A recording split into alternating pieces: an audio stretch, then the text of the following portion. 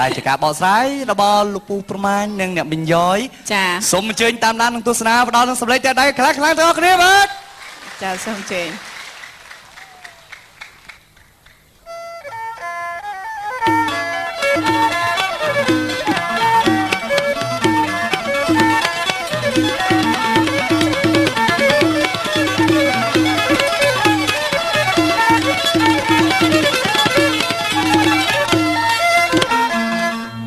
អតិទី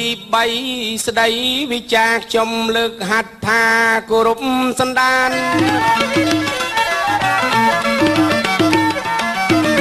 ចាអតិទី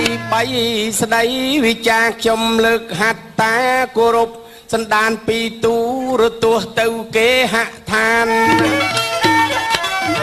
ចិត្តសន្តានសម្ដាប់ជាទីមេត្រីឥឡូវអង្គនោះមិនchoអង្គយូរអុចគិតគូហៅអ្នកចម្រៀងស្រីអញ្ជើញមកអាយមកតសំដីត្រូវមានរូបស្រីនិងរូបបៃបងមើលអស់លោកមកច្រើនណាស់ទាំងក្មេងទាំងចាស់ចនៅទៅសងប្រហែលចង់ឃើញនួនឡងលោកគុណមកជួបនឹងបងណាបូនស្រីកុំហត់មកចំណាមានប្រពន្ធនេះនាងកំឡោះចោនហ៊ានបើកម្ដង3អីខ្លាំងម៉ាក់តែមួយនឹងទុកឈ្នះចូលមានប្រពន្ធនេះនាងកំឡោះចោនហ៊ានបើកម្ដង3ចង់ចូលតាណាប្រងថ្លៃអាស្រ័យមិនខ្លាចមានម៉ាញ់ទេអោល្អណាស់ល្អយណាស់ចានាងនៅក្មេងតែមិនទាន់នៃចាស់ឥឡូវមកបើកចិត្តមាត់តលេថាមិននៃខ្លាចព្រំម៉ាញ់ទេមានស្នេហ៍នឹងបើកម្ដងឲ្យ3អ្នកកា